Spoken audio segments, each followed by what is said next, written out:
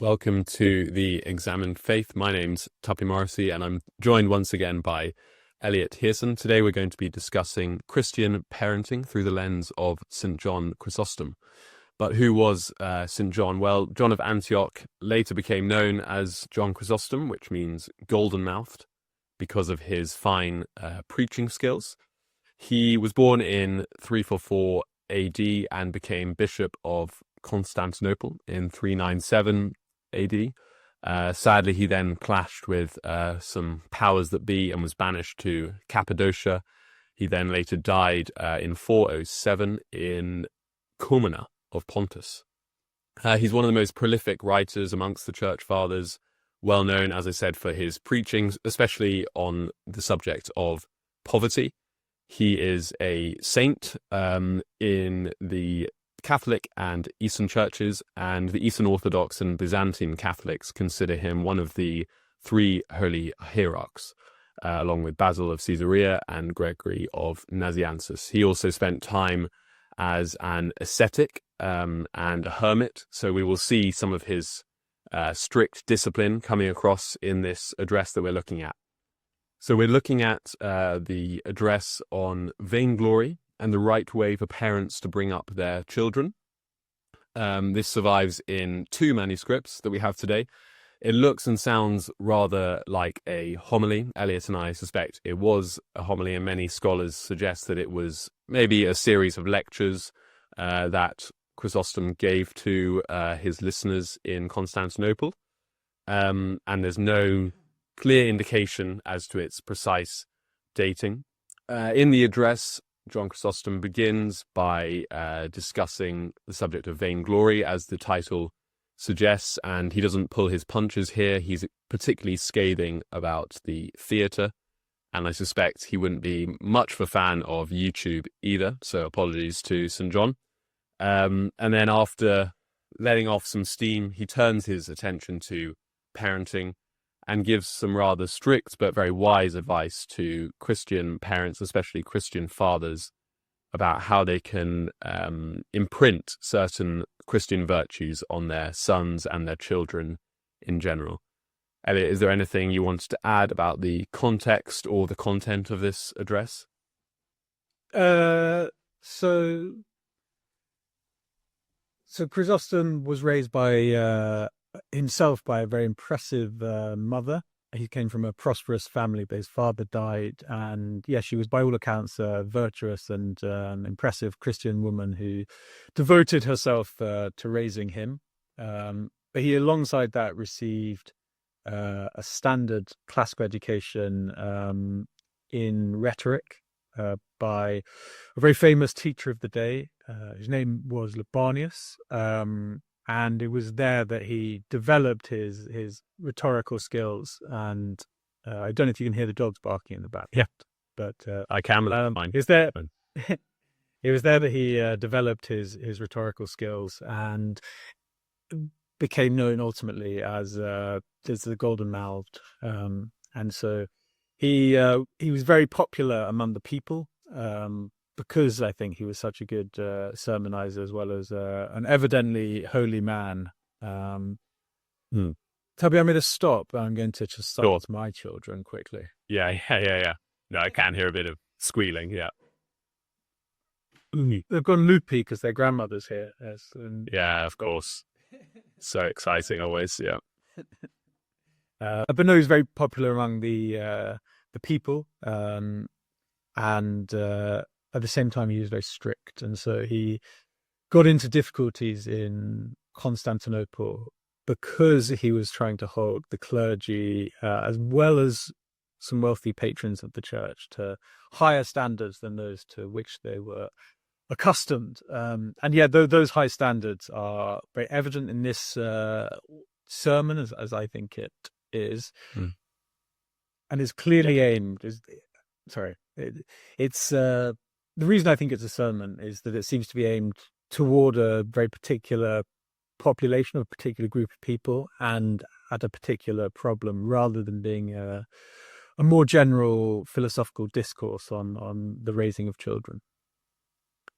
Yes, I agree. And it's not exactly systematic in its approach. I do think it comes across as more of a dialogue, and it's significant what you said about calling people out, and we can consider whether our preachers today do this to the extent that Chrysostom did. And I know that he was a contemporary of Bishop Ambrose of Milan, who similarly called out a well-to-do, I think the emperor at the time, emperor of Rome perhaps, and was the emperor repented, whereas in Chrysostom's case he was exiled, I think particularly because he criticized a princess and her ornate dressing and the way she carried herself arrogantly.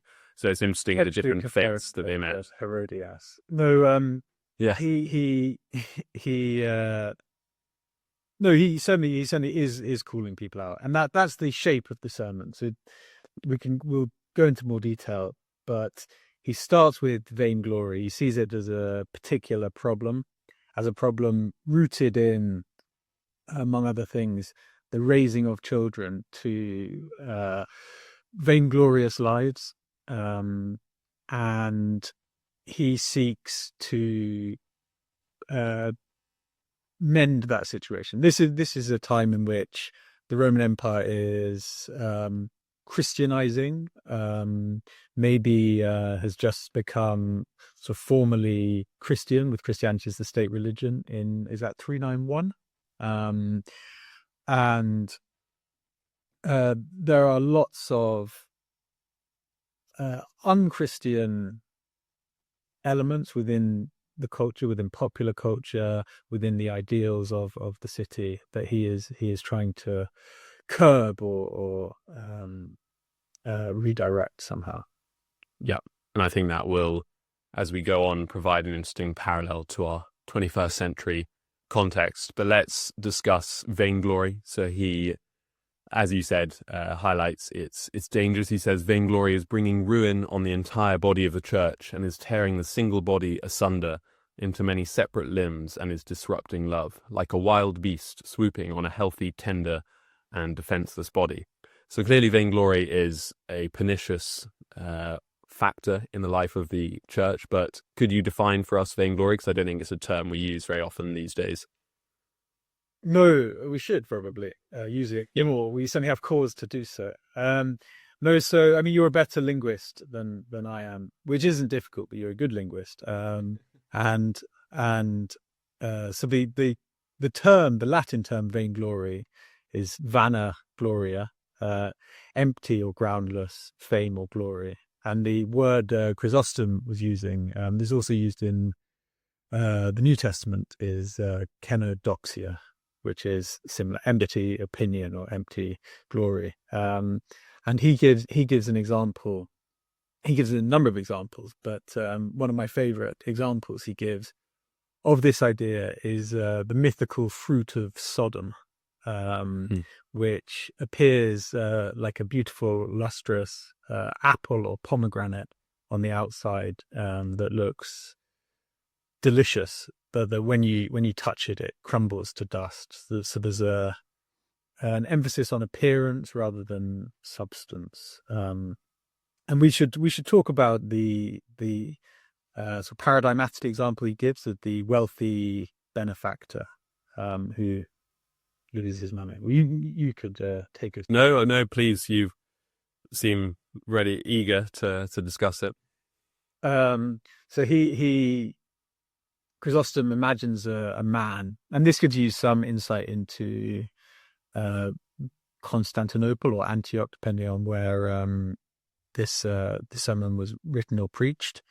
And he imagines the man putting on wonderful displays in the theatre, in the circus, and paying for drinks and paying for retinues, and doing so to receive the applause and adulation of the crowd. And he insists on riding fine horses and having the most beautiful chariots, and he's addicted to the impact that he is having on others. And eventually, over time, he sees his money running out, but he can't stop. And in the end, he has nothing. He's in a position of want and is reduced to begging on the street. And none of the people who gave him adulation before will help him. None of them are there to help him. And indeed, they even enjoy seeing him so reduced because they felt envy all the time. And so there's this disparity between what the man was and what he wanted to appear in the eyes of, what he was and his appearance in the eyes of others, and his desire to appear in such and such a way in the eyes of others led him ultimately to ruin. And this is a kind of madness that vainglory can provoke one to. And you can think of, and Chrysostom does, but you can think of more obvious examples in our own time where people buy or finance a car to impress others that is more expensive than they can afford and not necessary, really. Yeah. And yeah, I think a lot of Greek theatre, Greek drama revolves around this idea of pride coming before the fall. So I wonder if that was in Chrysostom's mind. So even the benefactor, his own life mirroring that of characters on the stages that he was supporting. And it reminded me as well of Jesus's words in Matthew 24 about the days of Noah, when the Son of Man comes, it will be like the days of Noah, when people are eating and drinking and marrying, and then they're not aware that the flood is coming and they're swept away. And Chrysostom is similarly providing a very stern warning about living for adulation, living for appearance, as you said, the surface, rather than the depth or substance. And I think that takes us nicely to the issue of parenting, because he goes on at some length about vainglory, and for a while when reading it you can think, well, where's he going with this? So what do you think it has to do with parenting? Well, so we should say he is addressing a wealthy, probably male audience. So he expects his listeners to be the head of a household and to have within that household servants, slaves, tutors, and the like, nursemaids too. And we're not so lucky to date, so maybe we can later, or most of us aren't, alas. But maybe we can discuss some of the differences between our culture and the culture he is addressing. But he, in this culture, in which honor and glory are evidently very important, he is trying to caution people to parent away from that and toward Christ, and he sees the child's soul, as he gives a number of examples before we talk about his main one, but he sees it as wax, as ready to have an impression made on it. He also talks about the very beautiful idea, though not factually correct idea, of making a pearl out of watery material and shaping it by rocking your hand to and fro until it forms into a hard ball. But the habits and values that are set down when the pearl is unformed, when the wax is still soft, are what are likely to persist into adulthood and are certainly difficult to amend when you get into adulthood. And so he sees vainglory starting very early. As the child is born, a gold chain is placed around their necks. So there's a kind of catechism of vainglories that begins even before the child can speak and can continue through childhood. And then you end up in a situation where you have an adult in a whole culture that has been led astray. So that's the connection to parenting. Yeah, I really appreciate what he says about how when the wax has solidified, it's very difficult to change that, to reshape somebody. And I do think that's the case. My dad was always saying to me, you'll see it's too late for a lot of people. They've got to be educated well by the age of 8, 10. Otherwise it's very hard to come back from when they're badly behaved and they're young, they'll be badly behaved. Obviously he was slightly exaggerating, but I do think it's the case that you kind of see these good habits amongst children who are 6, 7, and they are the ones that go on to generally be sort of quite hardworking, kind, solid, good eggs. So the early years are crucial, and that's interesting for us. We should probably say that I have a daughter called Sylvia, who is a bit over 1, so about 16 months old, and you have 2 children, yeah, Eliot? Yes, so one daughter about Sylvia's age, and a son who is 3. Okay, yeah, so still a beginner in parenting. Yeah, still wax that can be molded, but we've got our work cut out so that they don't. To agree with your father, you can already see how easy it is to set precedents and to set bad habits, and they needn't be set, and how once those habits are set, even though at 3 you're still very, very waxy, it's still hard. But if you go to 16 or 20 and you have bad habits that have been pressed into you that you need to unlearn, everyone knows from personal experience, nobody has no bad habits, and everybody's tried to overcome one or probably many bad habits before, and it's an enormously difficult thing to do. Whereas to learn good habits such that they become second nature is more or less effortless, and as long as you are kept on the straight and narrow from the beginning.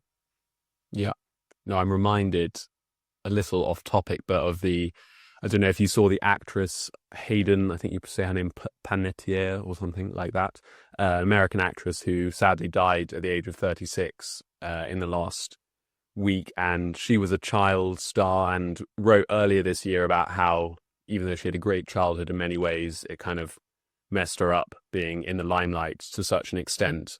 And I guess encouraged her to form bad habits, and then she later struggled with addiction, and it seems that is what led to her death, which is extremely sad, a very sad story, and shows the difficulty of encouraging children to pursue glory, to pursue worldly fame, which she did enjoy from the age of, I think even when she was sort of a baby, she was in some ads, and she was in TV and film when she was sort of 6, 7, appearing on talk shows. Quite crazy. So to get back to Chrysostom a bit, do you think it matters that he's writing, as you said, largely to fathers in terms of how they raise their sons? We obviously each have a daughter, you have a son as well, but can we apply his lessons to the education of our daughters as well, do you think? Yes, I mean, so the reason he is addressing sons rather than daughters is not simple sexism, but because I presume he's addressing a congregation of men. Those are the people he has in mind. They have conventionally have the responsibility for organizing the education of their sons, and their sons are being raised to a particular social role that he cares about, which is to work in law, if they are good at rhetoric, to work in the army, to be involved in politics, and those are the things he's concerned about, particularly because when you become involved in that world, it's very easy to be led astray by glory. And he does note that the girls in this context are faced with challenges, although those are different challenges. Those are the desire to wear finery and to appear in beautiful and exquisite way, but they just typically have a different social role, and so aren't addressed in this. I think all the lessons here are very applicable to parenting today. I think the cultures are not actually so far apart, but even if they were further apart, like I think our de-Christianizing culture and the Christianizing culture of 400 or so are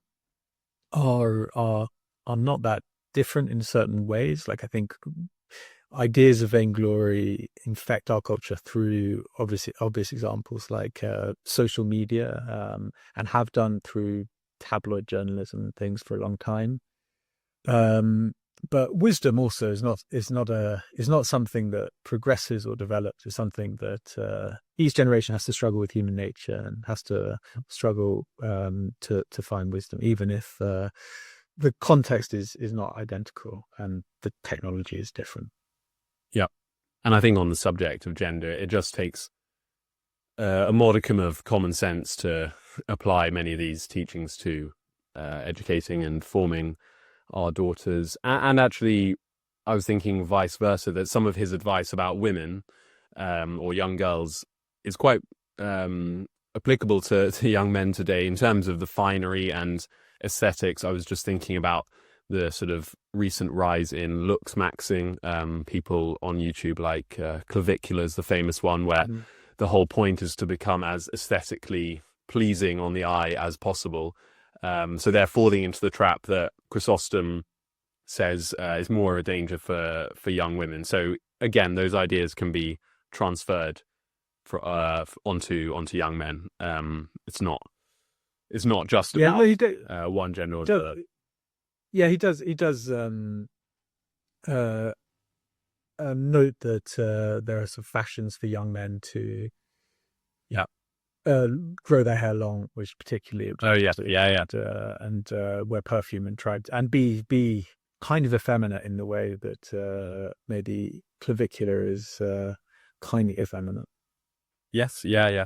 No, I used to have very long hair, shoulder length hair, for from the age of 6 to 19, 20. So I felt a bit convicted reading Chrysostom's harsh words about how I must have looked like a woman. But I mend no ways. First haircut the other day, and his hair was getting quite long, and I was very anti the haircut, and his mother was pro the haircut. But yes, it seems reading this again that she was in the right, I was in the wrong. Yeah, no, I have to call out my parents that they always encourage me to have long hair. So they've done me dirty there. So the central metaphor that Chrysostom uses is this idea of the son's soul as a city, and the father has to guard, protect this city. Particularly, there are 5 gates, which are the 5 senses through which temptations and false pleasures can enter. And we need to guard these with the doors and bolts of God, of gold, sorry. So these are the words of God, the teachings of God. What examples does Chrysostom give of these sensory dangers? And once we've talked about that, how could we apply that to our own contexts? So I think there are some. So I think it's a great metaphor. I think some of the senses are worth lingering on for a bit longer than some of the others. So I feel smell isn't quite as important as when he said when he said you need to guard your children from sort of really luxurious smells, I thought he needs to sort of calm down a little bit. I don't think maybe I'm too lenient, but maybe we'll come to smell, but I think perhaps there is a cultural cultural dissonance between him and us, and I say this like reading in, being maybe very, very charitable as a reader here. My sense is that there is a kind of sensuous sexual exoticism the perfume is associated with in that context that he's talking about, as well as needing to, now he's set up the gates as the five senses, he needs to cover them all. But the one he begins with is the gate, he says, that should be made of gold. And so we're trying to ensure that only the good things can have passage into the city. He imagines it as a newly formed city. You're legislating the rules, who can come, go. Yes, so he says the words of God should be sweeter than honey, more precious than gold. The tongue is the busiest gate, and we should make sure that the child learns to speak in accordance with Scripture, with the Bible, and not idly. So I think in Ephesians 4, which hangs over this, do not let any unwholesome talk come out of your mouths, but only what is helpful for building others up. Yeah. And I was reminded of the letter of James as well, which I discussed with Christopher Landau, which you can check out on our Examined Faith playlist. But he discussed how James emphasizes taming the tongue. And it seems like this was a particular concern of a lot of the New Testament and early church writers. And I think you can definitely see why, that as soon as sort of flippant, slightly crude talk comes into your way of life, I do think that is a sort of slippery slope into just like a lack of moral strictness, a lack of sort of just seeing these things as trivial. It doesn't really matter what I say, when actually it really does. And that's a point that Chrysostom labors throughout this address, that these small things that we think are trivial are actually really significant, particularly because these are the people that are going to, have significant roles in the church, or, as you said, be significant lawyers or soldiers. So one day, how they speak, how they listen, etc., will actually have significant cultural bearing. And obviously, God is aware of every word that comes out of their mouth. And Jesus says that we'll be judged by our words. So there's strong scriptural precedent, as we've shown, for this concern about the tongue. No, I'm certainly guilty of empty words and not speaking as well as I ought at times. But I think the emphasis on the small things that develop ultimately into who you are is something that's very powerful throughout this sermon. And he is also, he's just very wise. His parenting advice is just, correct in many cases. So how should you guide the child in this way? So his model is, we can talk about corporal punishment here too, but it's not to have recourse to blows constantly, but is to guide, depending on the child, depending on what will be effective, by an expression, a rebuke, a reproach, by praise, and so all the time trying to draw the child by the most effective means into the habit of speaking well in this case. And he sort of takes a midway on corporal punishment, which some people didn't thought should be outlawed, like it wasn't universally approved of in the classical world. Okay. And some thought was the backbone of any decent education. He wants to leave the possibility on the table, but use fear more than blows to guide the child. Use fear of corporal punishment rather than actual beatings to guide the child. There's a really nice phrase that he says in relation to this, that part of the reason for not administering beatings too often is that our human nature has need of some forbearance, which is... Yeah. I know he says, you can use it occasionally to instill fear.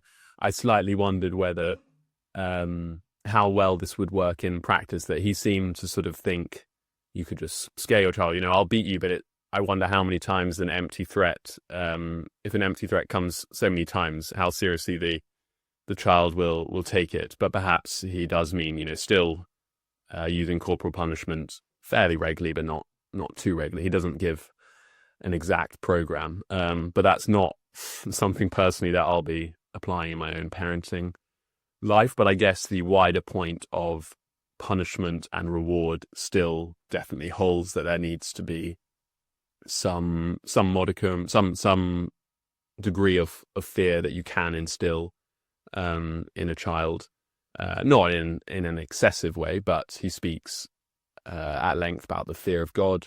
Proverbs 1:7, the fear of God is the beginning of all wisdom. And that's a crucial theme in this address, that we should be encouraging children to develop wisdom, and fear of God is the first step towards that.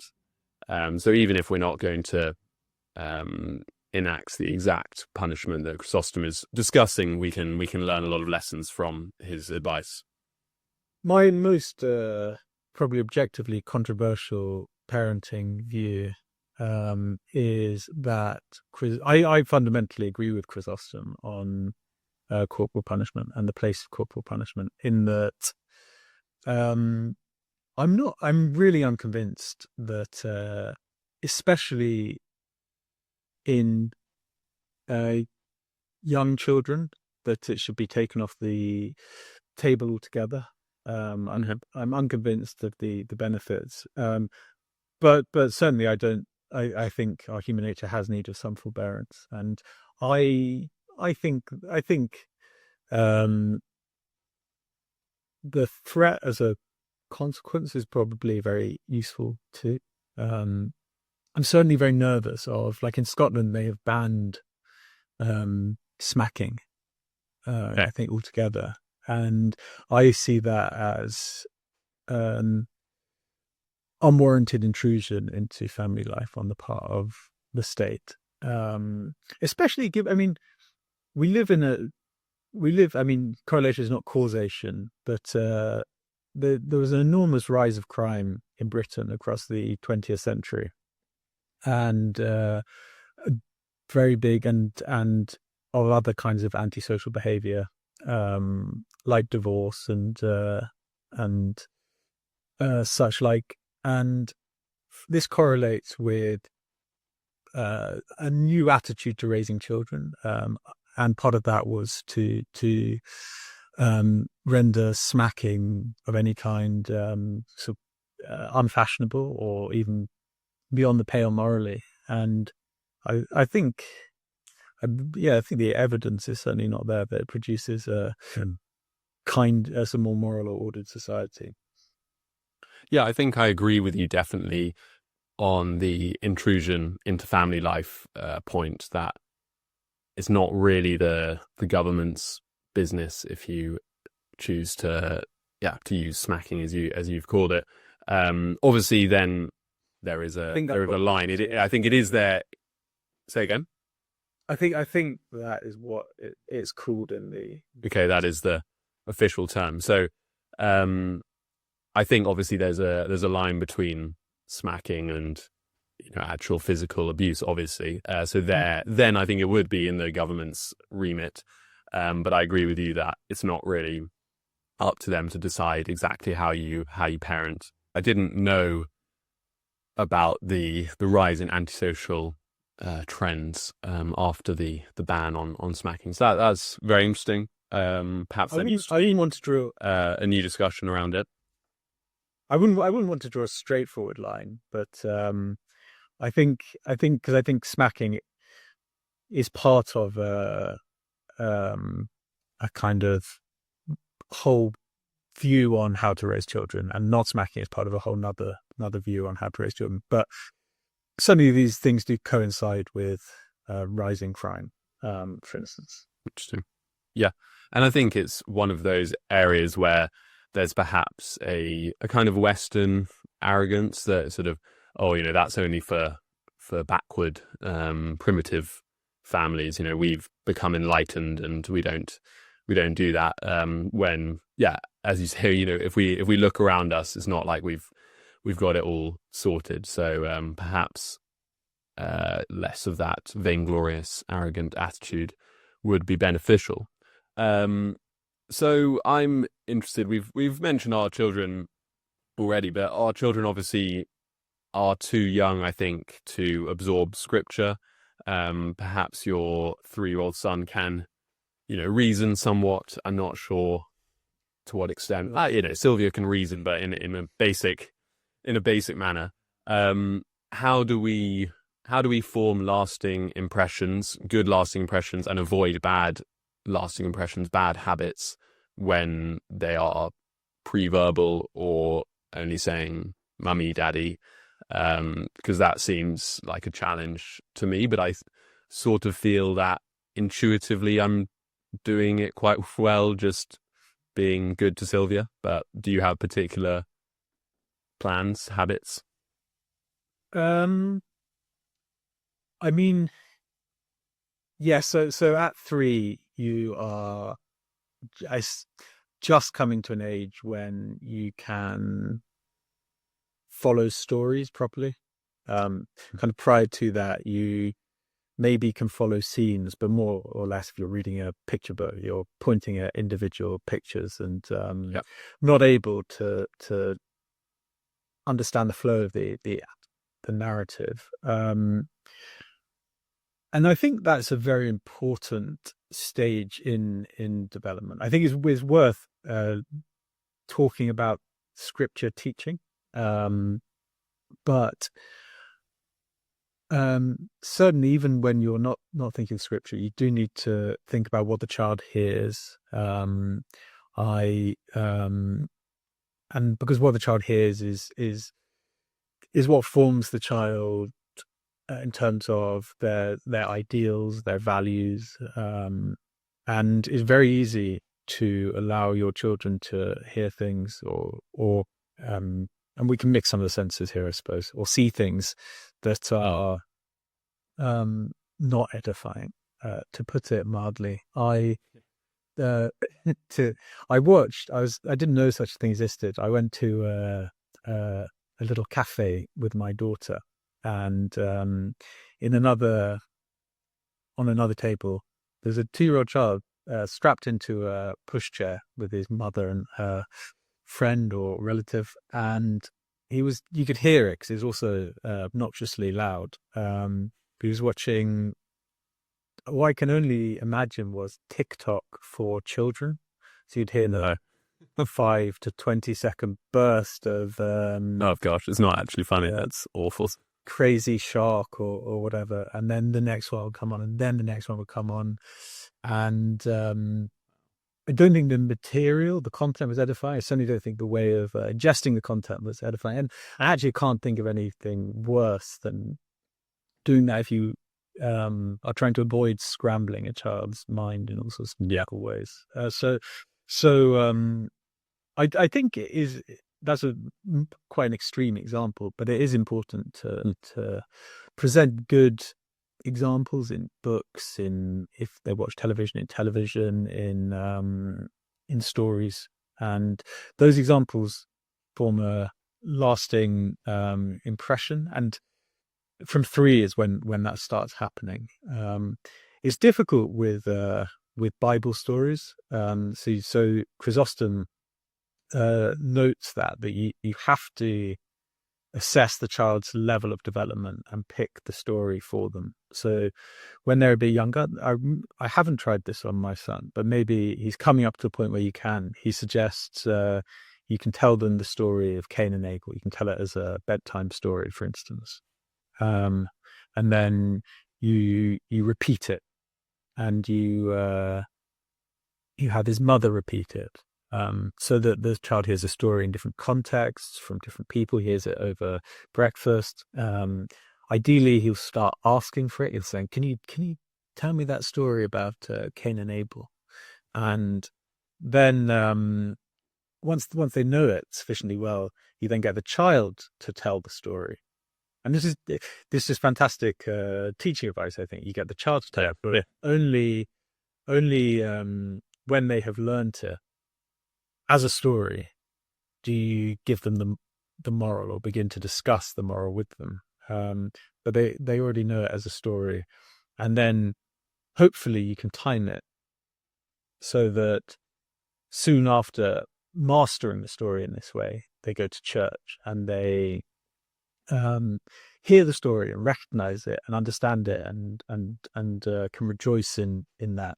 And then once the child is ready, you can move on to more complex stories like Jacob and Esau is the example Chrysostom gives here. Yeah, I appreciate that Cain and Abel is quite a simple story in many ways, but I was wondering, is it the best story to tell a young child? It's quite intense to, particularly if you're talking to your son who has a brother and one brother kills another. It seems quite morbid and hardcore, but I guess if you draw out the moral, as you said, about Abel's righteousness and not being like Cain, that is significant. But I was trying to think of slightly more uplifting stories to begin with. But actually, I think that children are pretty robust and often quite bloodthirsty creatures who like from a young age the idea of slaying dragons and sure, and things like that. So I'm not. I can. Yeah, I wouldn't want him to take the wrong moral from the story before. Yeah, well, yeah, that's so sure. Yeah, I do keep the moral back. But I think if you have, if you have a child with a brother, and the moral is excellent in the sense that you shouldn't envy your brother. Ultimately, yeah, a fair point. I was thinking, you mentioned, it's all about hearing in the early stages. I think music is an important one for us. I love music, and Sylvia seems to be keen on music, and when music comes on, she starts dancing, which is very sweet. And obviously, I have fantastic music taste, so I think she's learning from an aficionado. But I'm singing to her like, sorry. I said lucky Sylvia. Lucky Sylvia, indeed. But I'll sing to her like "Golden Slumbers" by the Beatles off Abbey Road before bed, or "Good Night" off the White Album. So good niche Beatles. To sing it now. No, it's unfamiliar. I've had a bit of a cough recently, so not today. I can't quite hit the falsetto, but she, I'm conscious I want to sing, suitable, positive, gentle songs, and to play on my speaker nice music rather than anything too rocky. Luckily I have never liked heavy metal at all, but I don't think that would be appropriate to have playing around the house, or particularly aggressive hip hop, for example. But those aren't really my genres. So a bit of the Beatles and Nick Drake will see Sylvia well for now. However, on the flip side, we have theatres. Chrysostom clearly did not like the theatres of his day. He really critiques them quite consistently throughout the piece, and he also doesn't like shameful songs and ill-timed tales. Do you know? He preaches against theatres separately. He has yes, I saw that. Preaches against theatres more dedicatedly. So when we think of theatres, there are basically two things we think of. Now theatres are basically high art, where other kinds of media like television, film, we think of as low art. So we think of theatres as a bit more cerebral, typically. We also think of Greek tragedy when we think in a classical context, which and I believe the theatres of Chrysostom's day were quite different to that. I think they were more sexual, sensuous. I think he also includes sort of circuses and games within this sort of purview. And they were sort of mythological and stuff. Yeah. No, they weren't going to watch Paddington the musical, or something similar. I think that's important context. We can't project our own contemporary theatre onto Chrysostom's era. It would have been, as you said, I think, very sexualized, and broadly speaking, pagan, as he might have termed it. What would you say are the contemporary equivalents then, if not the theatre? What do we need to guard our children from watching, listening to? We mentioned some already, but what do they need to avoid? I'm completely in agreement with Chrysostom on this, and I agree with you. Music, I think, is a very big one. It's only when you look up the lyrics of many songs that you realize how not just inappropriate, because it's not the impropriety that is the problem here. He's not just being prudish, which isn't saying anything wrong with prudishness, but that's not fundamentally that's not fundamentally what he's objecting to. He's objecting to these as habit forming things. And so the problem with lots of music and lyrics is it sets up a view of what is admirable, what is good, what is the right way to behave, how you should order your passions or emotions, and not just music, of course. You see this in television, in YouTube, and YouTubers. Obviously, I think you were harsh on us earlier, Tuppy. I think we're some of the delights he encourages children to look at instead of the theatre. True. But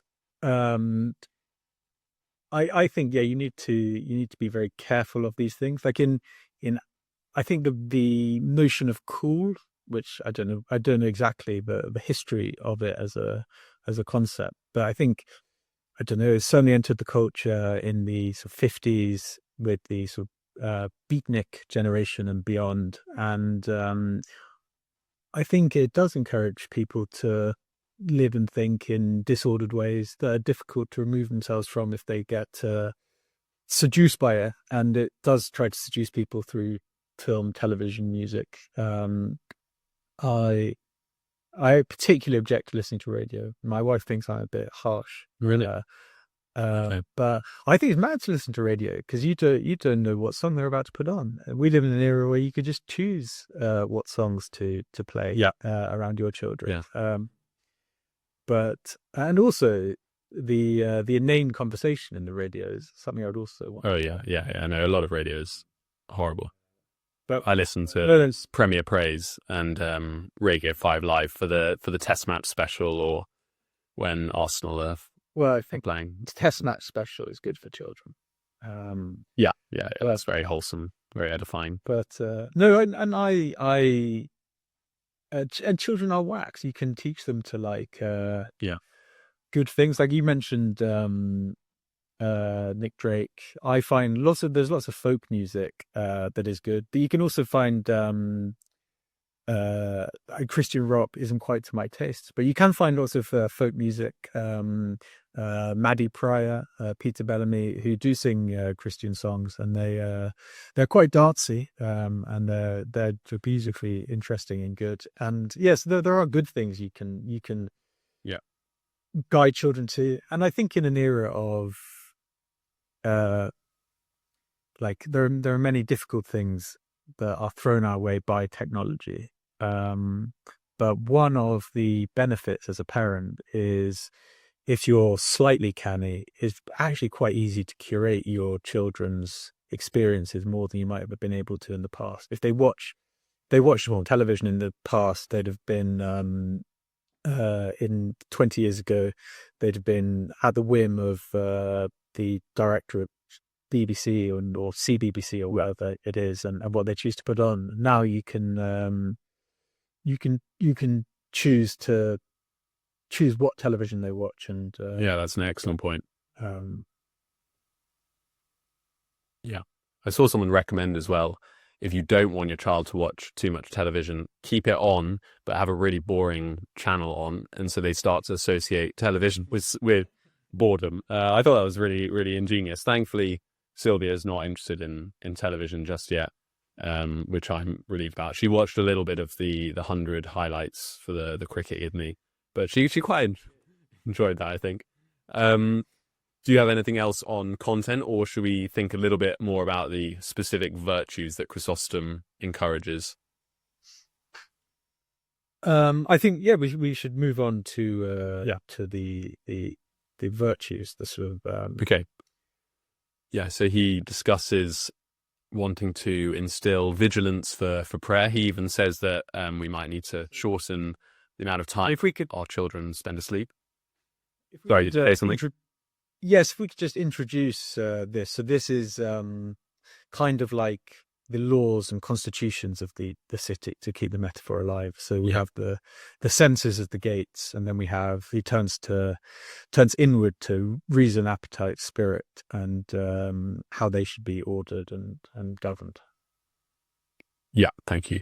So we have firstly vigilance for prayer. So we might need to tell our children to spend less time in bed, go to sleep a little bit later, so that they commit their evenings to prayer, which obviously again is not quite relevant to us. But actually, so Sylvia started saying Amen quite early, which is amazing. So we say grace before supper every evening, and she started sort of saying Amen, and then she will stop talking whilst I'm praying, and then say Amen without fail. And then when she was receiving a blessing at church during communion, she started saying Amen. So then the other night I tried sort of just praying with her before bed when it was just us two, and she went completely silent as I said the Lord's Prayer. She'd been playing away, babbling, and then went silent. And then when I finished and said Amen, she said Amen. So that was actually very special. Even if she doesn't know exactly what I'm doing, I want to think that she gets something significant is going on. No, definitely. And yeah, then he discusses learning not to retaliate when wronged, so turning the other cheek. And however, we should encourage our children to defend others who are wronged. Okay, so to read a short section from the address, he says, "Let us train boys from earliest childhood to be patient when they suffer wrongs themselves, but if they see another being wronged, to sally forth courageously and aid the sufferer in fitting measure." I love the expression "sally forth." I'm going to start using that more often.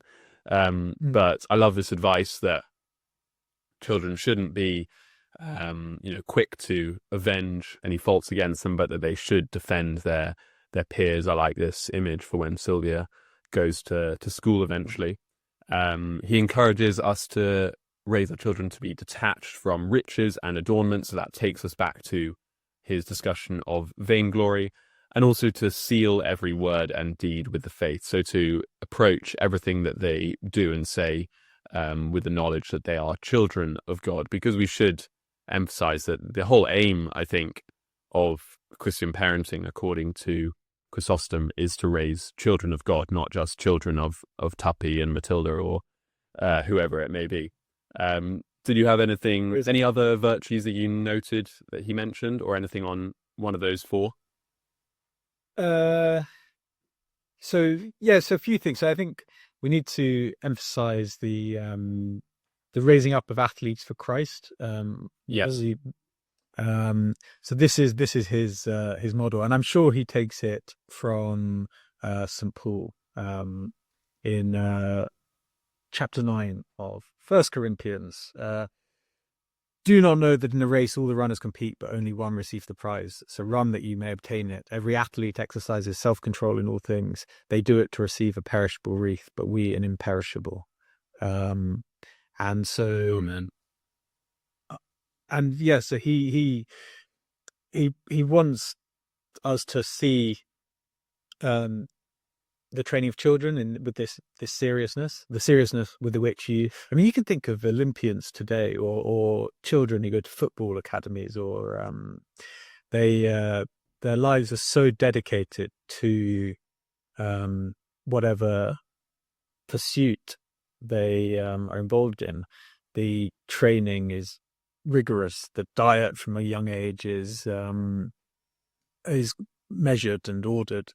The increasingly you have psychologists who work with younger and younger sportsmen and athletes to try to improve their performance. And he wants us to treat parenting and treat the soul with that level of seriousness. And yes, so all these are important parts of it. I mean, we should also say, so he talks about slavery, and he takes what I would say is the traditional Christian line on slavery, which is that so from Job, he's clear that God formed both the servant and the master in the womb. He sees slavery as not as something that existed before the fall, not as something that should be, but as a human social relation. Certainly not as something that creates a genuine division of value between men and between souls. As such, he wants the child not to sort of speak to the servants in an entitled way, but also not to be allowed to rely on slaves or servants to do everything for them, and to do more for themselves, to be more self-contained. I think, and by that. Sorry, and speak to them. And speak to them well, as part of habit formation. If they speak well to those who are not their social equals, they're more likely to speak well to those who are, Chrysostom says.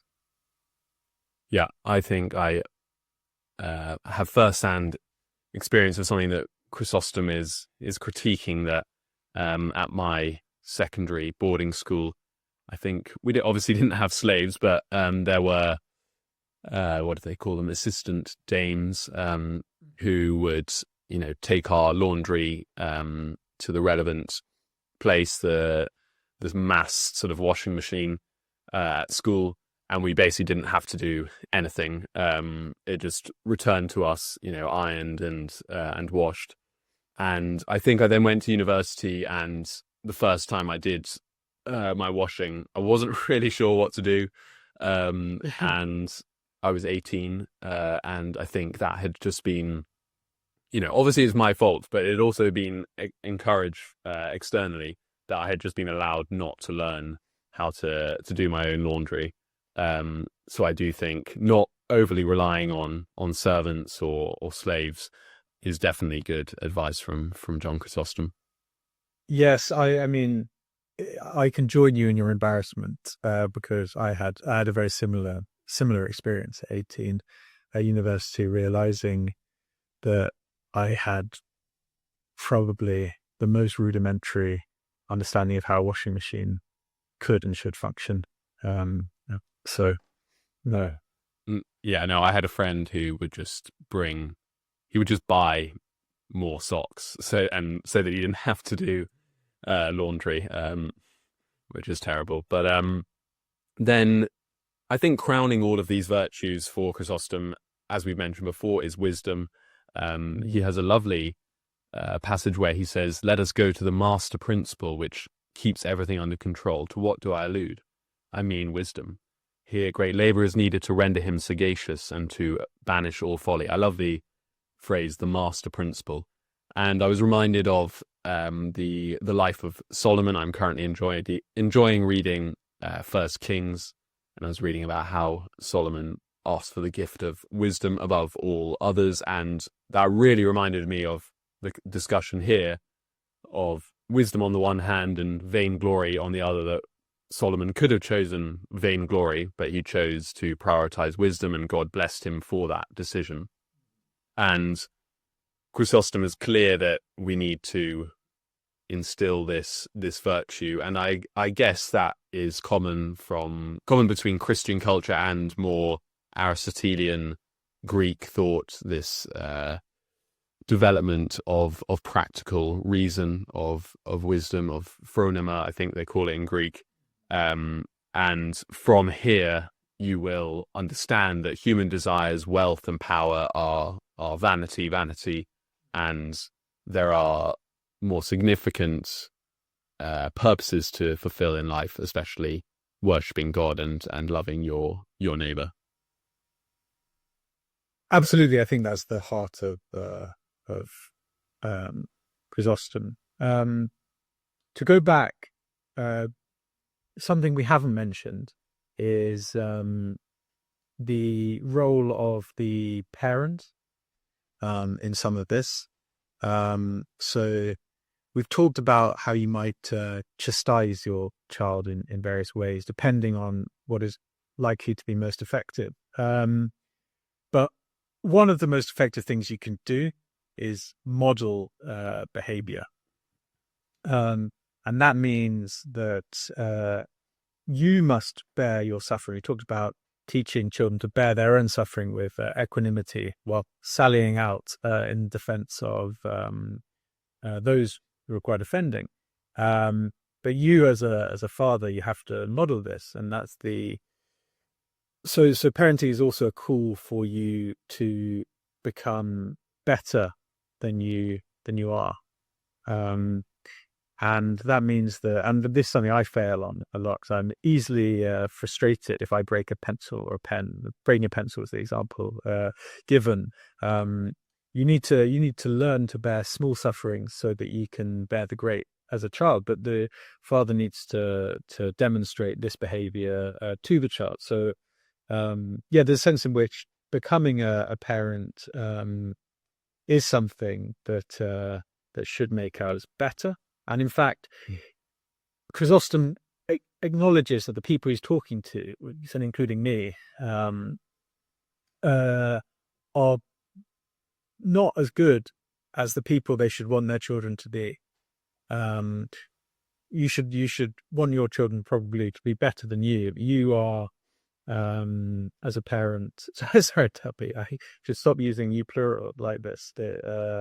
Makes it sound very accusatory. No, I absolutely. No. One is one has vices, is maybe riddled with vice. But he said one of the things you can do to make amends, one of the most important things you can do to make amends, is to raise an athlete for Christ, to raise a pious child. And he also notes that you will benefit from your child being like that, even before God benefits. Yeah, I think there's challenge and comfort in what he says. On the one hand, to try to develop these virtues ourselves, and on the other, that we will fail, and the least we can do, or what we must do, is to help our children to be better than us. Love covers over a multitude of sins, I think, and it's definitely something that we need to think about in our own lives. We can't tell our children to be praying in the evening, before bed rather than going to sleep, or to protect their friends from enemies if we're not ready to do the same. We have to practice what we preach, and I think it's clear through Scripture and through the teachings of church fathers like Chrysostom that parents will answer to God for their child rearing, for their parenting, for giving the right or wrong kind of pleasures to their children. We think of the example of Eli, who was himself a righteous man. Eli, the priest. It's in 1st Samuel, is it not? Yeah. And he's a righteous man himself, but he neglects the education, the proper formation of his sons, and they go astray, and he is duly punished for that failing. So there's a biblical warning here And it's littered as well throughout the epistles of the New Testament that, a man must be able to look after his own household, especially, before he starts thinking about becoming a priest. If you can't manage your own children, how could you manage a church, since the house is essentially a kind of mini church, as it were.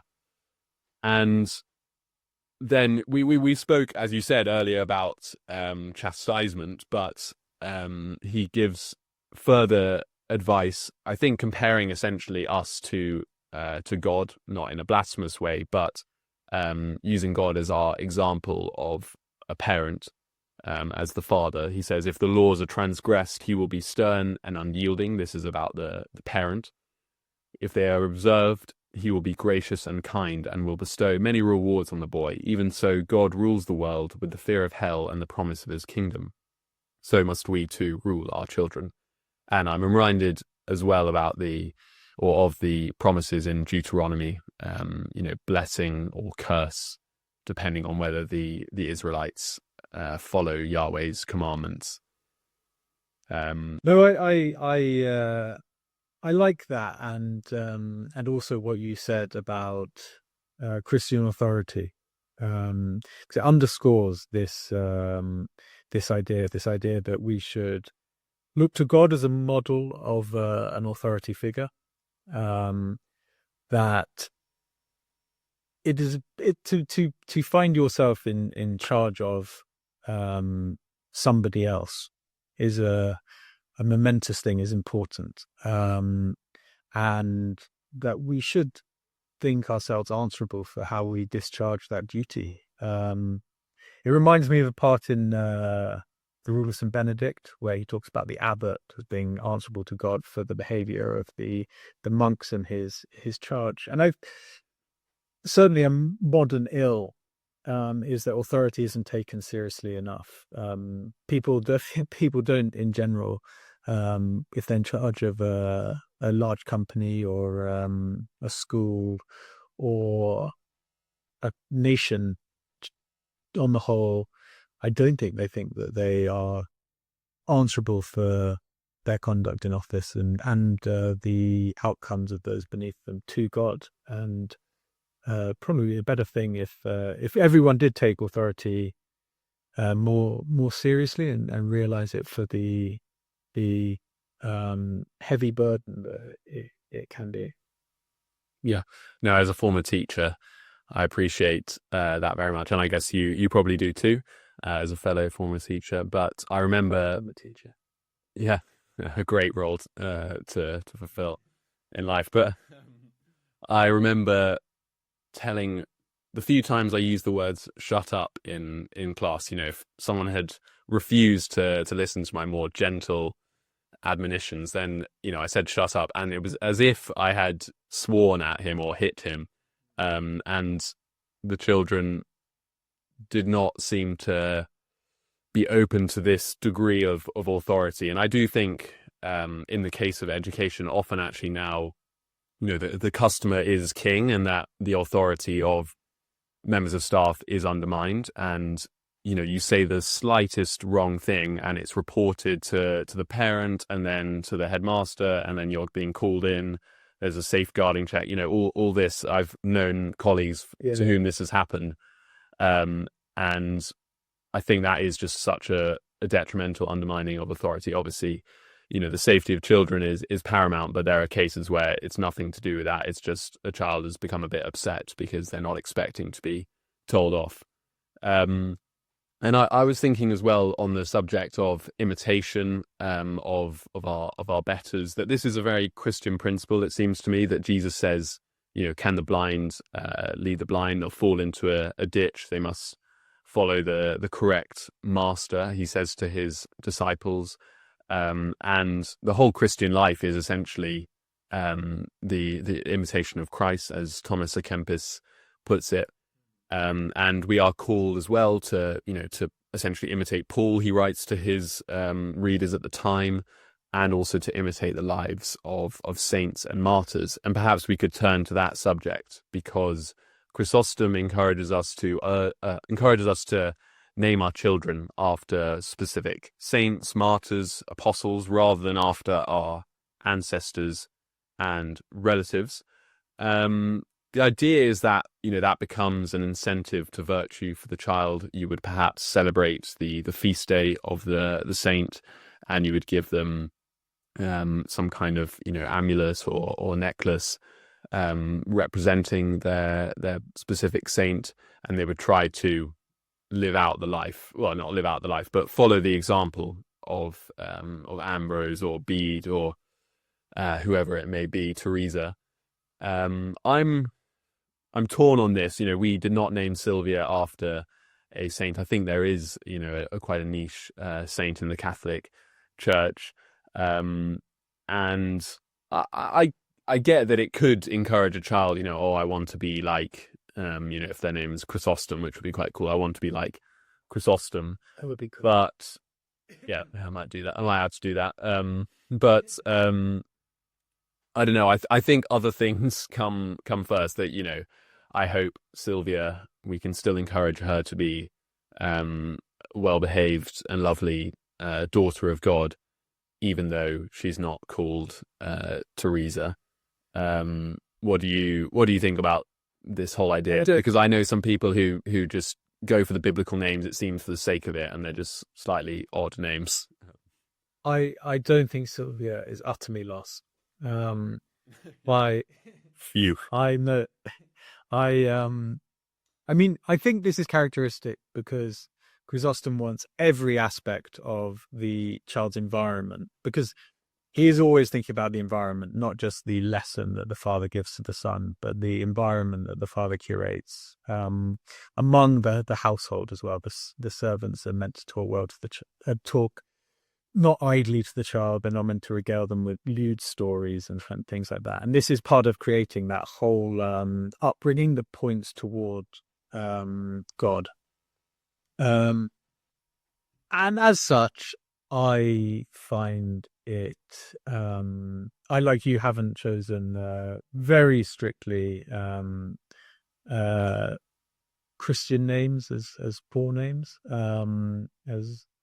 but I think it probably is actually a good idea. I mean, we gave our daughter, whose name is Matilda, the name Hildegard as a middle, nice, which we thought might be a bit much for her sort of given Christian name. Yeah, and Matilda was quite into it, but yeah. And that was partly in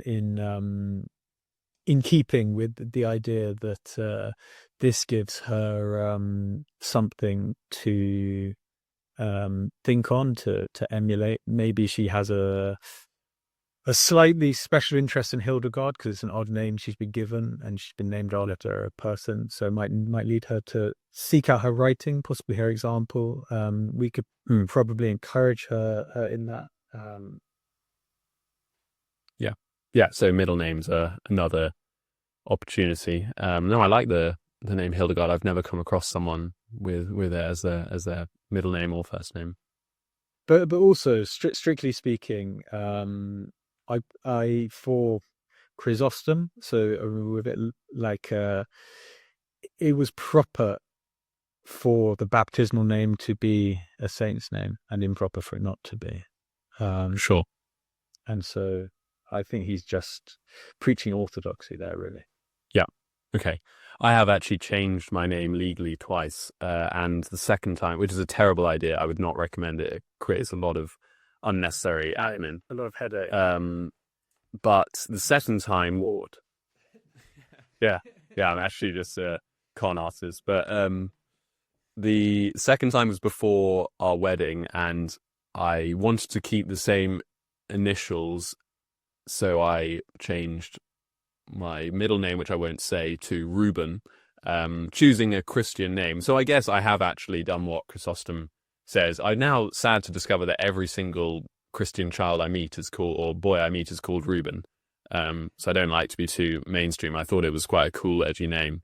So maybe I have to change it a third time. I came across the philosopher D.Z. Phillips. I didn't know that his middle name was Zephaniah, a Welsh philosopher, which I thought was very cool as a middle name. So maybe that'll have to be my new middle name. So I think we've covered the vast majority of the address. I'm not sure we've discussed quite enough the idea of them being an athlete. Do you think there are practical tips you will take away for raising your two children as athletes for Christ?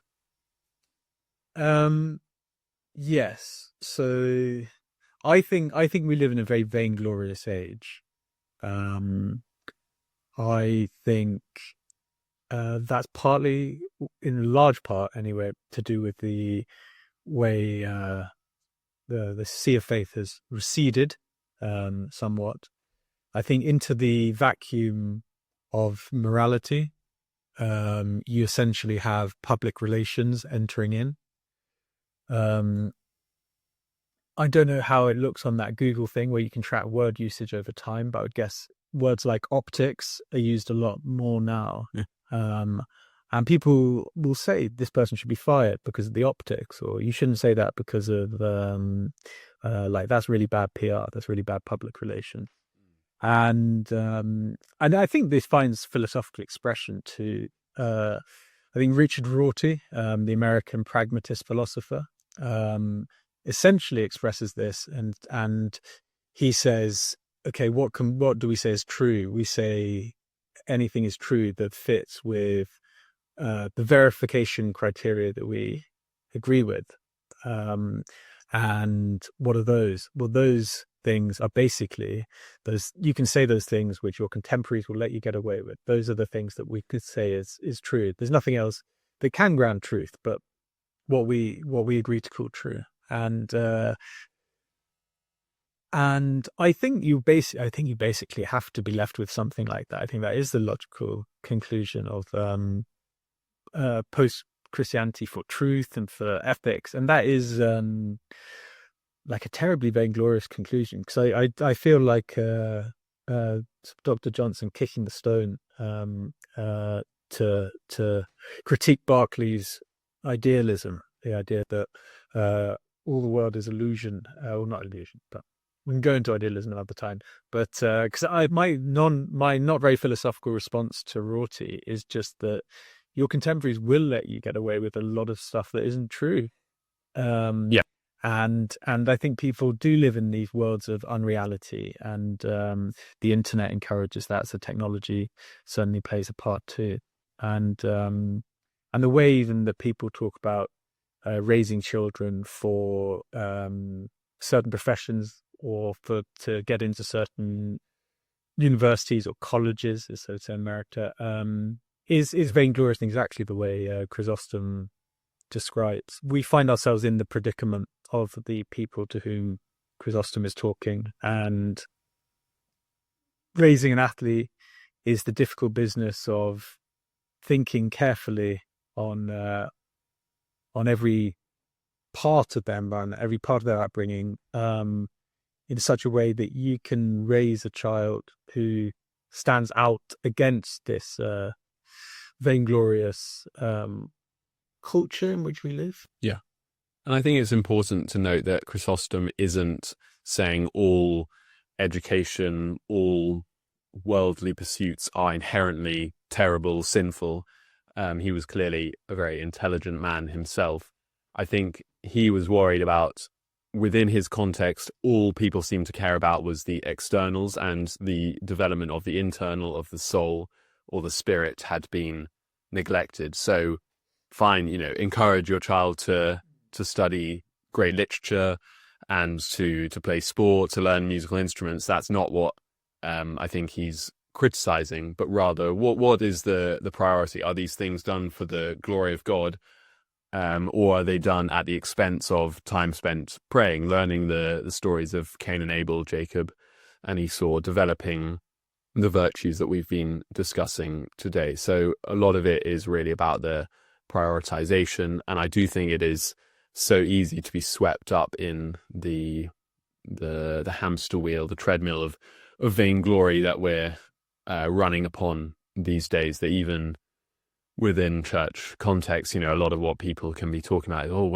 where's your child going to go to school, and sort of competing, and they're actually, it's kind of like there's a Christian veneer, but what they probably care about more is how they're doing in their sport and their academics, which yes, exactly, the fruit of Sodom, just to call people out myself.